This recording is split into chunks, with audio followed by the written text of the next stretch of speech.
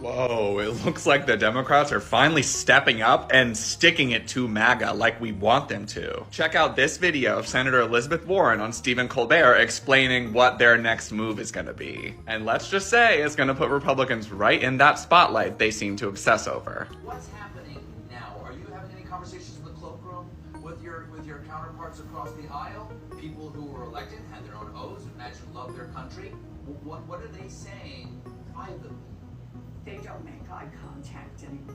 Oh. Oh, that's not good. No, it's not good. They have no argument. They know what's happening. Look, Yup. you guys are smart. They get it. They know what's happening.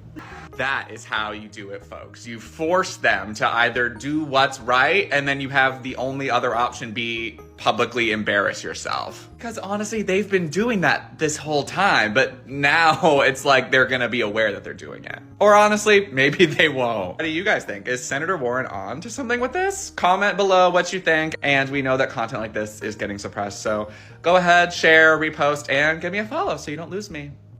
I just want to give a heads up to some Trump supporters, because something's coming up that's going to be troubling for them.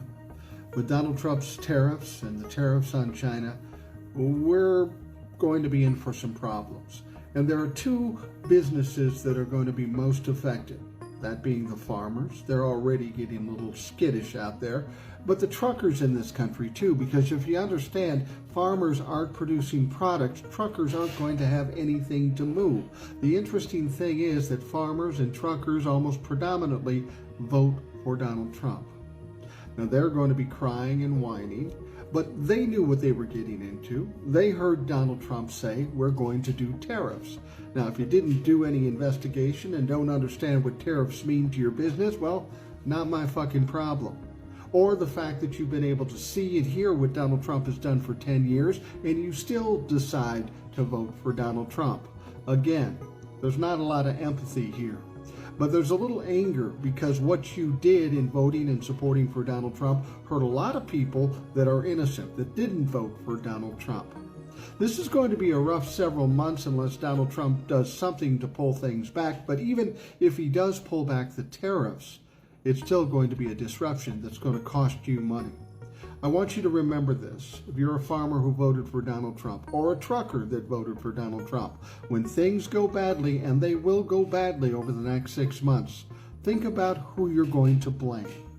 Don't worry so much about owning the libtards. Place it right where it belongs, the blame where it belongs. And that is on Donald Trump initially. But secondarily, it's you, because you supported this and you insisted on this. Now you got it. You're not owning the libtards anymore. Guess what? You fucking owned yourself.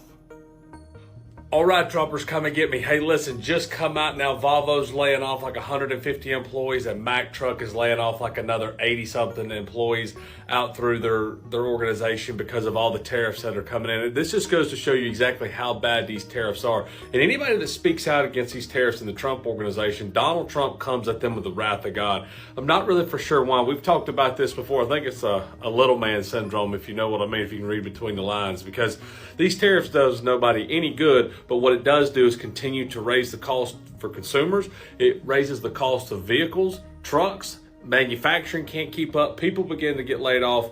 And now we go down this slippery slope of now people not being able to afford their payments, their homes, etc., because now they're getting laid off. That goes into a recession. For any of you economical people out there that want to be Trumpers that are probably uneducated, that's how that whole cycle works. You get laid off, people can't pay for shit.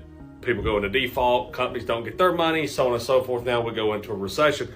But I get you dumb fucks that can't understand that. But needless to say, that's the latest and greatest this morning. I hope everybody has a great Easter. MAGAs, thanks for fucking us. This weekend marks the second time the Trump administration has been told by judges to halt deportations of Venezuelan migrants to El Salvador.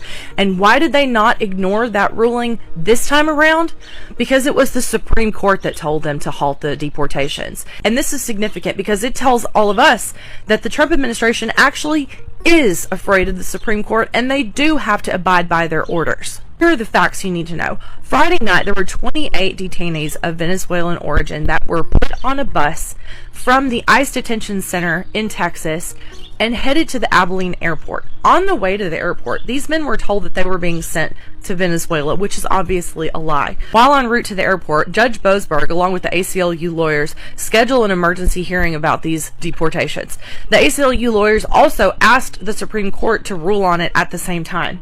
Boasberg then declines to rule on the ACLU's request and says this: "I just don't see really how you're asking me to do something different from what the Supreme Court said I couldn't do." Which, if you remember, Judge Boasberg was told the first time around that he could not rule on that because the Supreme Court told him he couldn't.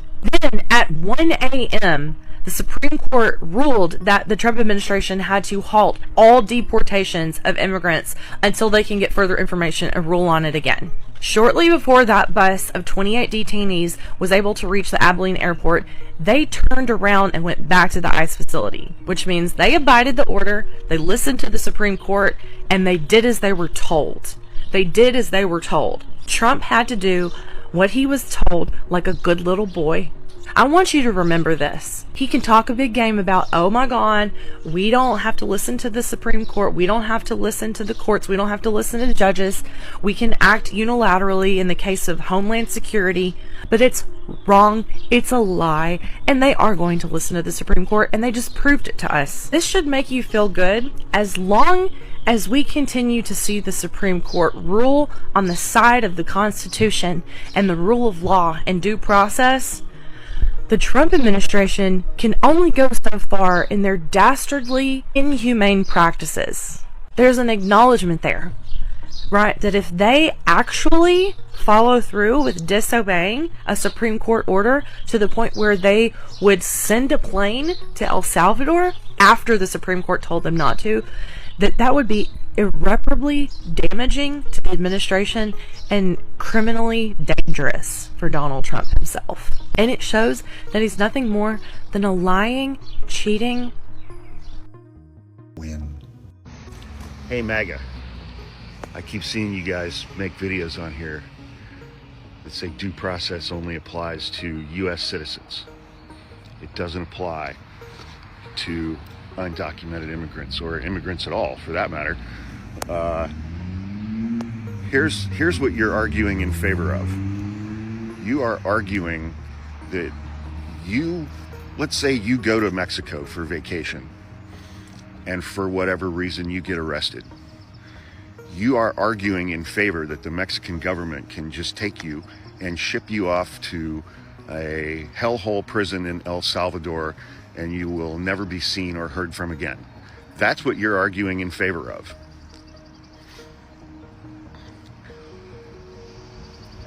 In all of these posts,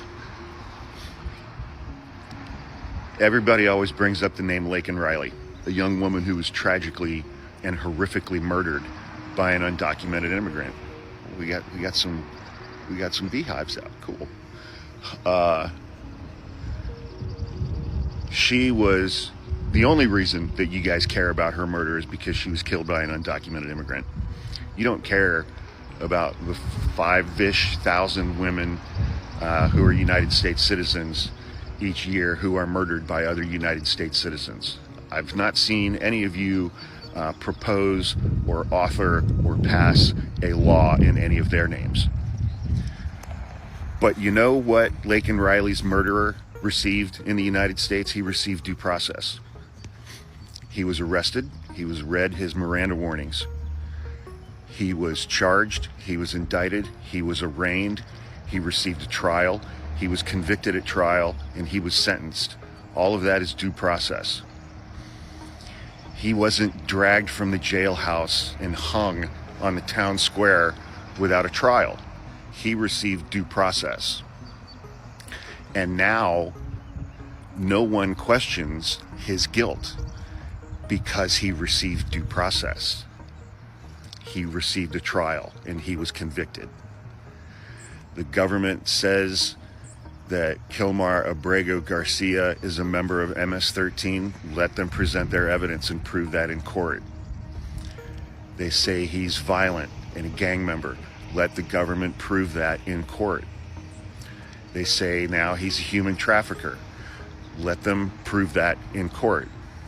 Instead, our government has not charged Abrego Garcia with a single crime.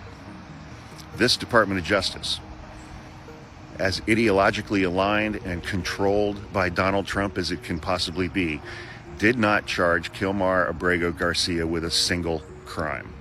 He's not been charged with a single crime in El Salvador. He's never been convicted of a crime in either country. He has no criminal record. But you guys are happy to let him rot for the rest of his life in a prison in a foreign country, a country that a federal judge gave him special protection from being deported to, which court order the Trump administration violated. The Trump administration violated a second court order by transporting him to El Salvador.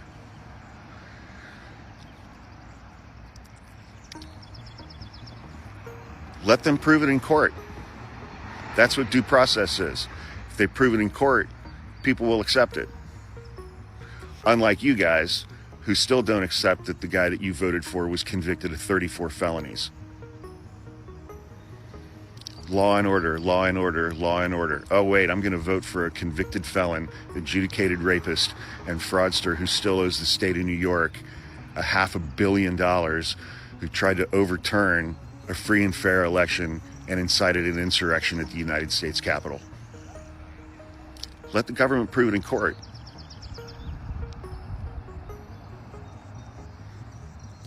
Spoiler alert, they can't.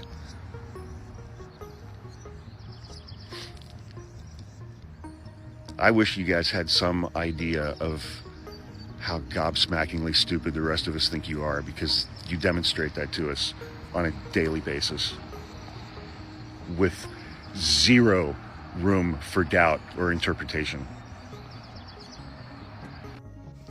So buckle up, kids. This is going to be a bumpy ride. So 6 Russian officials were on Russian state TV, which is all Russians can do, citizens can do, is watch what's presented to them on Russian TV. And they were talking about the United States and what's going on right now. It was just recorded. And I wrote down the translations so that you don't have to.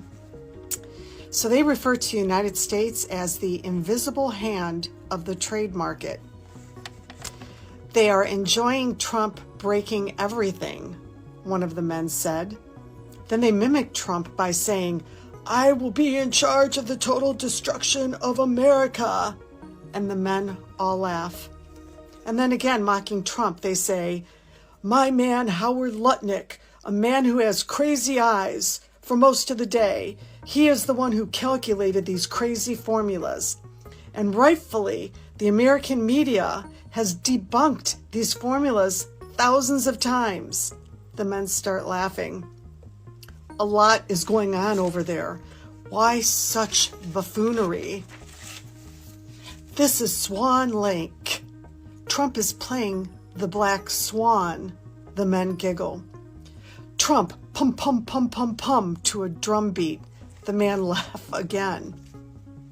A book will be written about the Black Swan, and it will win the Nobel Peace Prize. The men bend over in laughter.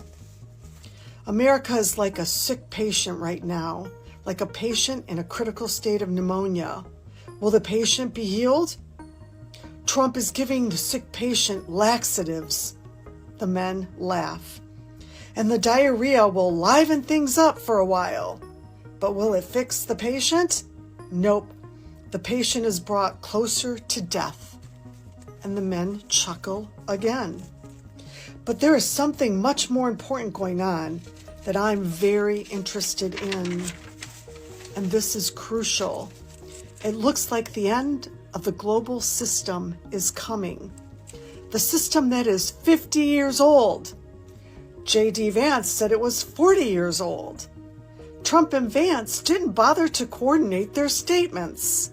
The men laugh. 40 or 50 years, it doesn't matter. Both of them said that this world has got to come to an end. It's the only thing we can agree with Trump on out of everything he said. This is when we can continue to rip off the United States. Trump saying this was beautiful. It fits right into this buffoonery. The men shake their heads in agreement. With respect to tariffs, it's hard to tell which way it'll go. There's only one thing we can say for sure, and this man says it gleefully. The price of goods will certainly go up in the United States. Trump was so concerned about the value of the dollar, but there is no need for the dollar anymore. This is America's last hope. So Trump is looking to marginalize and isolate, stealing Greenland, Canada, and the canal. Dear comrades, you have to live long enough to see this. What restoration of factories? He says with a firm voice. This takes decades to build manufacturing. In conditions of a lessening stream of immigrants on top of that, who will work in these factories? The men all mumble in agreement. Americans would rather die than work in these factories. The only way out of it is robots. They will build robots, and the problem will be solved, right? And it'll be solved in months, Trump will say. And the men laugh. They called Elon Musk and the robots are on their way. They mimic Trump saying, and they laugh again. They actually laugh hysterically. Looking at this buffoonery, there's only one thing to say. The old political system is practically dead, thanks to Trump. I am in agreement. This is total buffoonery, says another Russian official. What we are observing is an event of historic proportions. If you look at the economy, it was developed over centuries, from which humanity has developed. The first and most important was the system of trust. With what Trump did yesterday, he destroyed that trust. It seemed like some things were unshakable. In reality, a movement, a monument, should be erected after him. This was a major blow against the system of capitalism. He is replacing it with thinking he can make everyone his servant. Like this system of economic trust is something to be conquered, like training a horse and giving it your name. And the men laugh. One named after this old man. But we are building rocket ships, the men say mockingly as they laugh. Well done, old man. To think this is the conversation, Russia, in which Trump didn't give any tariffs to. This is a conversation going on by another country while we have MAGA supporters here on TikTok and social media telling everyone the Democrats are stupid. They have no idea what's going on. They have no clue. I have two neighbors that are big Trump supporters, and they're very loud about it. During the election, they had Trump flags, Trump banners, Trump balloons, Trump signs, everything. When I saw those things, I was like, how is this not a cult? After the election, they took down everything, of course, they had to. But they kept their flags. It's, an American flag with Trump's face on it. Yesterday, however, when I drove past their houses, I saw that both of them took down their flags. I was like, I wonder what happened. Did their daddy do something that hurt their feelings? This is very interesting. Hunter, Hunter, Hunter, I'm going to let you field those comments because you're going to get a lot of them. Because when I say things like that, it scares people. Because they want to believe that, but they are so scared to believe that. I know what I feel from what I'm seeing, what I'm hearing, and how I know cults break apart. So I feel good about things, but I can't give people a time frame, and I don't think it would be responsible to do that. But I appreciate your comment, but expect people to ask you questions. And, you can answer or not, but that'd be great if you could answer some. But yeah, it is absolutely happening. 100%. Like, and that's the horrible beauty of malignant narcissists that want to be dictators, is they can't not be themselves. So that works to our favor because, like, he can't back off. It's double down, it's gaslighting, it's keep lying, it's hit harder. Like, we're watching him do it in real time. And so that's the beautiful part, but it's also the horrible part because we have things like going on in El Salvador. But, you know, there's a lot of people that voted for him, but they don't really like him. They just want, you know, tax cuts, or because he's a businessman, or whatever the story is they've been told, or just because they vote Republican because they've always been Republican and they don't know about the left other than the rumors, or they've met people on the left that are mean and nasty, which is 100% possible, happens all the time. We do it to each other over here, so I'm sick of the denial about the meanness over here. So they don't have a lot of reasons to befriend us and get to know us, because we fight with each other. Why would we not pick on them? You know what I mean? So thank you for the extra validation there. I think it helps people, and it'll happen as it happens. But to know that it is happening does bring people some peace, and it is something that people that have been in MAGA, if they've been out and they can be vocal about it, it's critical. It's so important. So thank you. Hey Donald, America hates you. The world hates you. You are the most loathsome president in the history of the United States, the most contemptible individual in the world right now, and Americans and the world are letting you know how we all collectively feel about you. History will not look kindly on you and your ilk. That protest I showed at the beginning of this video was from Cincinnati's 50-51 protest on Saturday. We saw thousands of protests like that in towns and cities across America. I'll be doing a whole other video highlighting the signs, the protests, another successful day of opposing the regime. So what's Donald Trump doing as his approval is plummeting to new lows? Donald Trump's approval on the economy, the lowest it's ever been, including his first term. Donald Trump's approval on all other issues plummeting. Donald Trump's overall approval plummeting across the board, even in Republican pro-Trump polls. He's underwater. So Donald Trump's posting this. Why? Because he's a liar. He's a fraud. He's a sexual predator. He's a felon. This is what people like that do. Here's what he posts. Trump's best poll numbers ever. Thank you! Exclamation point. Detached from reality, aka a fraud. Donald Trump then posts this yesterday. It's post after post after post like this. Ranked choice voting is one of the greatest threats to democracy. It is total and very fraudulent joke. And he puts joke in caps. Okay, I think you're referring to yourself. You, Donald, are the greatest threat to democracy. Then Donald Trump posts the following. I look forward to having Easter service early tomorrow morning at the White House! Exclamation point. Does every sentence you use, Donald, have to have an exclamation point? We don't look forward to you being in the White House for Easter. You know who also doesn't look forward to you being in the White House on Easter? The Pope. Yeah, Pope Francis skipped the Vatican's official meeting with Vice President J.D. Vance on Saturday, instead having his number 2 give the Vice President a lecture on compassion, according to a Vatican statement.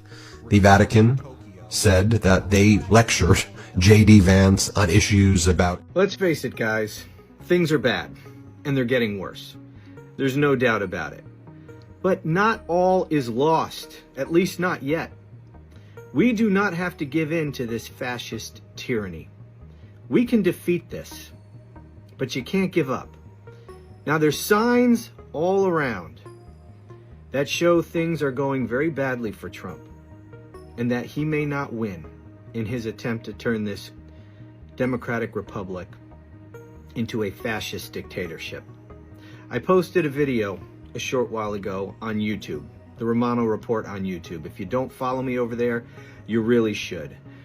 TikTok, for all of its pluses, is not a real serious place. It's it doesn't reward in-depth commentary. So I have to keep this under 2 minutes, or else it'll get virtually no views. But if you want to hear in-depth commentary about what's going on in this country, follow the Romano Report on YouTube. But in just one example of how things are not going all Trump's way, he's lost at the Supreme Court twice in just the last week. I know people think that the Supreme Court is just a rubber stamp for Donald Trump, and they'll do whatever he wants. It's just not so. They're bad. There's some corrupt members of that court, and they are highly partisan. But they have ruled against Donald Trump many times, and I think people will be surprised at how many times they're going to be forced to rule against him in the future, because so many of the things that Trump is doing are so flagrantly unconstitutional that not even this court can defend him. And early this morning, I'm recording this on the 19th of April, Saturday.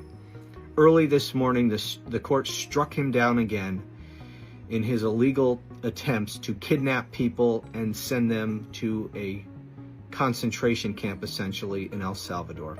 He was blocked yet again by the Supreme Court. Anyway, please follow the Romano Report on YouTube. You'll be glad you did, I promise. If you like my content here, you'll love it on YouTube. I'm going to say some things about unity here, about Donald Trump, me, and you. I don't care if you're a flat earther. Flat earther, really don't. I don't care if you hate gefilte fish. I love gefilte fish. I don't care if the worst movie ever made by far, truly terrible, Titanic, happens to be your personal all-time favorite. Don't care about that either. All I care about right now is if you are fighting for democracy, if you are fighting for freedom, if you are fighting to keep Donald Trump from becoming America's first dictator, I love you, man, with all my heart. Everyone who's working for freedom right now, for democracy right now, everyone who plans to vote, if we get a chance to vote again, I think we will, for democracy and against Donald Trump, you know what? They may not have always been my friends in the past, but right now they are my best buddies and will be so for the next 3.5 years. I've heard people dissing Cory Booker for being performative. No. You know, I've had my problems with him in the past, but right now, he and I, best buddies. I've heard people dissing Bernie and AOC for staging these rallies, waste of time. No. Right now, those are my best buddies too. David Brooks, New York Times conservative columnist, is talking about staging a national uprising. Another best buddy. We can't afford infighting. We need to unify. You know, I'm a dual Polish U.S. citizen, and Poland went through this same exact thing in 2023. And what happened? A bunch of disparate elements, they weren't friends, got together, unified, and defeated their emerging dictatorship. We need to be like them, unified despite our differences before their election. They had protests.